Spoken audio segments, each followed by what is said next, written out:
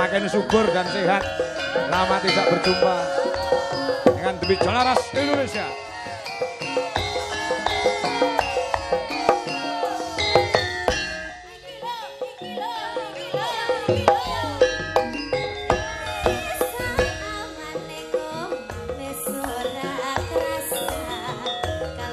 Yo, temungnya sing seru bala.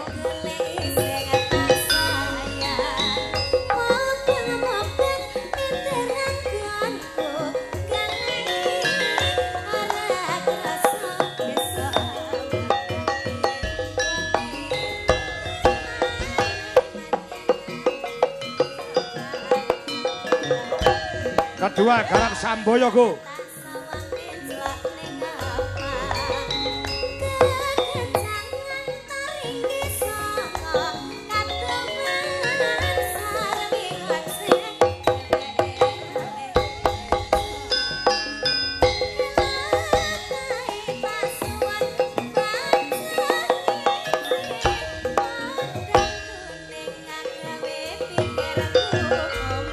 Heret.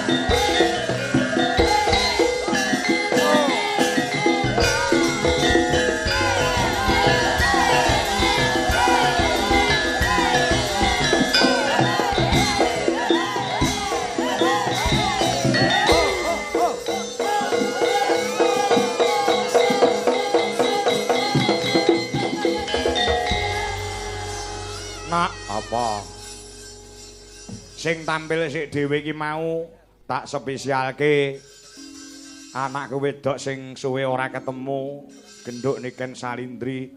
Sebabe apa? Merga nuwun sewu yung ora sah dadak tutup-tutupan gengsi-gengsinan, ego-egonan. Ngopo? Aku ya lagek bengi iki ing atase ditanggap karo piyayi. Ket sore mau urung pethuk karo sing di omah nembe ning panggung ki mau aku lagi tepung lawan panjenengane Bapak Suhadi saha Ibu Atik Rosliani SPD. Dadi sadurunge ora tepung, ora kenal tur dasare ketemu ya lagek penyerahan wayang iki mau. Pancen bener kok, Nok. Dadi awake dhewe bengi iki kuwi asline melu manajemene anak wedok Niken Salindri. Oh, ngono ya.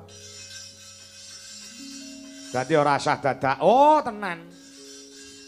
Mongko Niken Salindri iki apa jenenge iki wis ngerti dhewe to, Nok? Nek jenenge wis ngebeki jagat. Oh, ngono. Karo dalang sapa-sapa we kenal kabeh paribasane. Oh, ngono. Lah, kapenujon panjenengane Pak Suhadi saha Ibu Atik kuwi fanatik menang anak wedok si Niken Salindri. Oh, ngono. Mbak Niken pokoke kula nanggap jenengan dalange ajeng jenengan paringi sapa-sapa gelem. Oh, ngono. Lah kebetulan anak wedok kuwi nek karo aku wis kaya bapak karo anak. Oh, ngono ya. Bekasane aku dibel karo ibune Niken. Oh, Mbak Wiwin, heeh.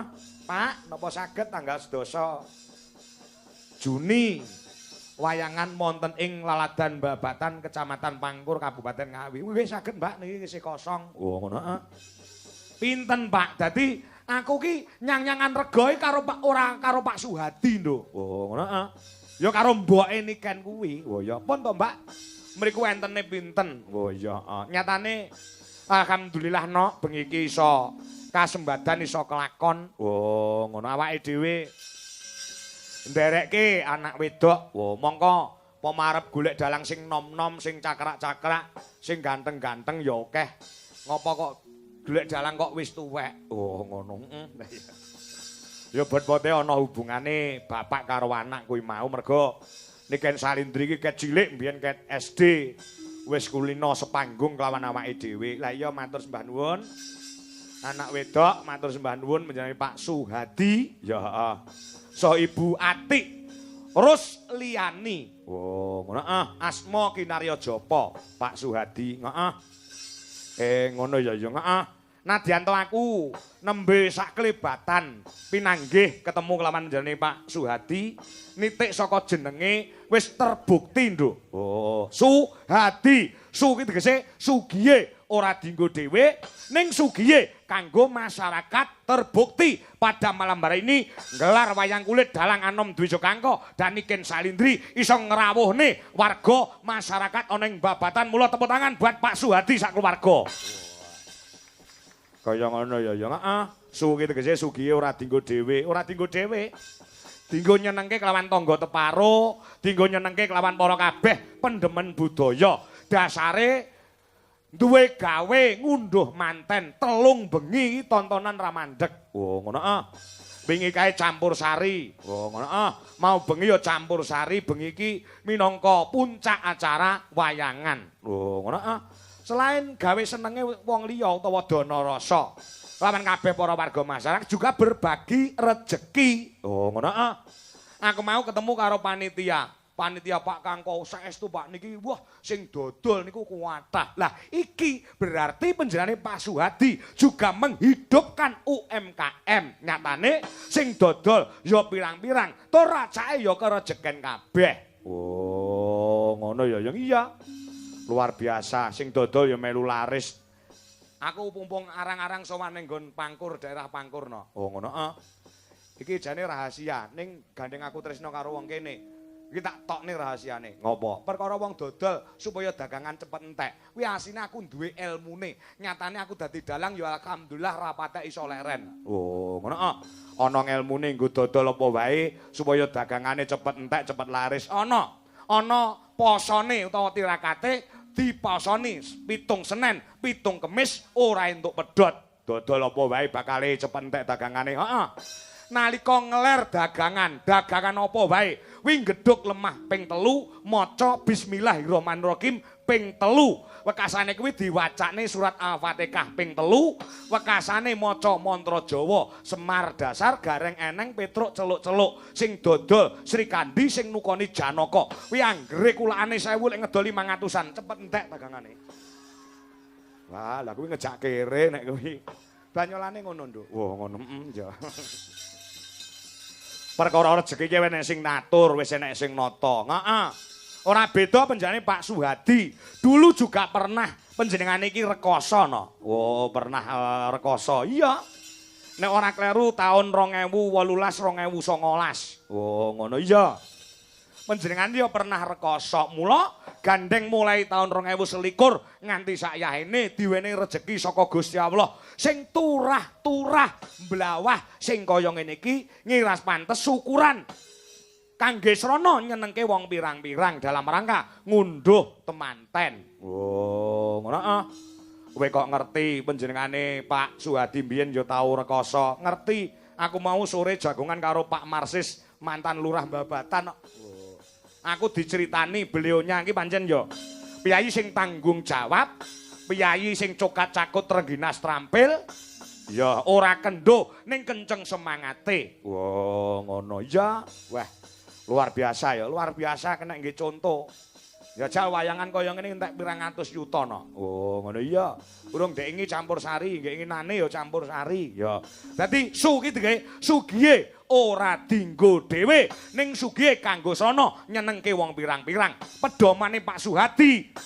Kuwi apik-apike wong kuwi nek uripe bisa piguna tumrap bebrayan agung utawa piguna tumrap wong akeh. Oh, ngono ah. Pekasane tegese H kuwi apa? Harapannya ditumpukan kepada Mas Rema Sefri Faturosi. Oh, ngono ah. Iya iya, heeh. Harapan kedepannya kuwi ditumpukan kepada Mas Rema minangka dadi putra penjane Pak Suhadi sapa Ibu Atik Rusliani. Oh, ngono ah. Iya, heeh. Di iki tegese apa? Di tegese dina iki minangka bukti bahwasannya penjenengane Pak Suhadi saha Bu Atik tresna kelawan putrane ditanggapke wayang Kang Sarta, ditanggapke campur sari sing tanpa leren paribasane. Wah, iya iya iya iya. Suhadi iki tegese kuwi. Heeh. Nek Atik iki tegese apa? Atik